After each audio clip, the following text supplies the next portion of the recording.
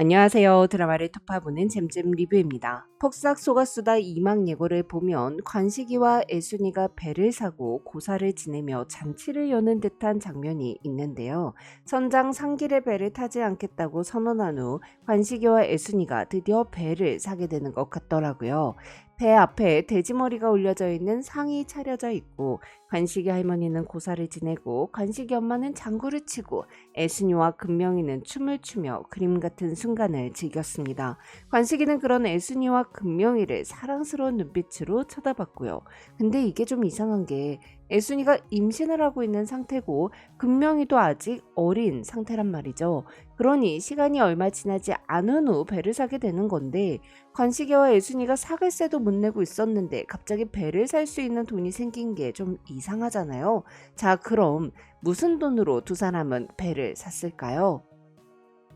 첫 번째는 도의정 장학금을 배사하는데 보탰을 것 같습니다. 이게 굉장히 눈물 포인트인 게 도의정 장학금은 우리 애순이 육지로 대학 보내주겠다고 약속했던 연병철이의 말을 지키기 위해 남인옥이 도의적으로 준 장학금이란 말이죠.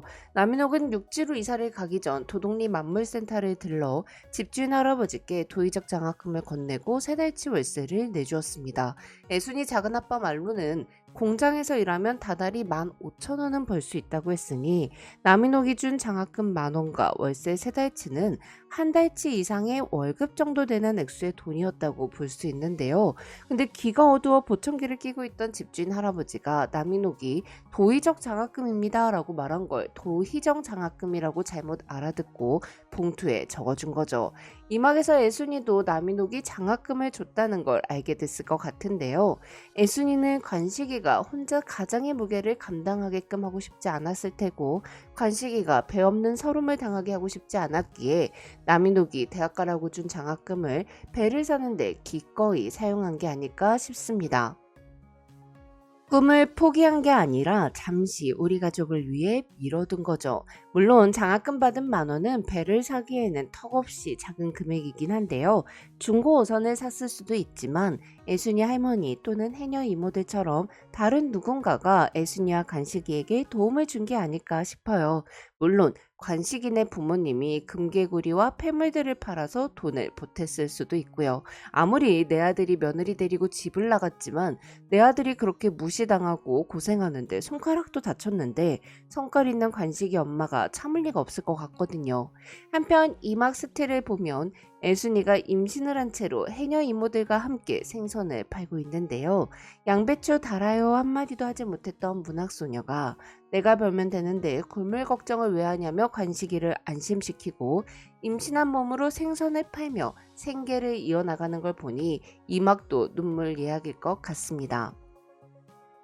그리고 제 영상 댓글에 관식이랑 애순이가 금은동 홀을 사게 된다라고 말씀해 주신 분이 있는데요.